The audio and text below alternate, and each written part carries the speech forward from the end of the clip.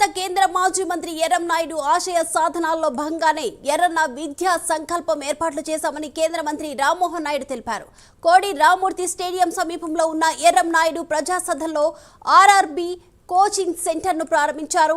ఎర్రంనాయుడు జీవితం ఒక రాజకీయాలకే పరిమితం కాకుండా అన్ని వర్గాల ప్రజలకు చేరువ చేసేలా ఎర్రన్న విద్యా సంకల్పం పథకాన్ని రూపొందించామన్నారు.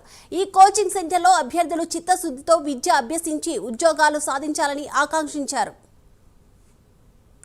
ఆయన పరిమితం కాకూడదు.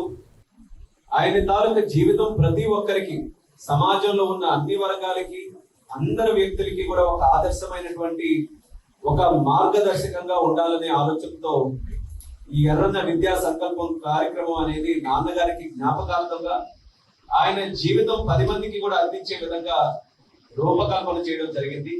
అందులో భాగంగా ఈ రోజు ఒక ప్రత్యేకమైన కోచింగ్ కార్యక్రమం, ఆర్ఆర్బీ తాలూకా కోచింగ్ కార్యక్రమం కూడా పెట్టుకున్నాం. మరి దీనికి వేదికను అలంకరించిన పెద్దలు మరి ఇప్పుడే మాట్లాడారు. ఆయన ఎందుకు ఆ స్థానంలో ఉన్నారో ఆయన మాటల ద్వారా మనం అందరం కూడా తెలుసుకున్నాం. కేవలం రాజకీయాలని ఆలోచించుకొని వచ్చినటువంటి వ్యక్తి కాదు.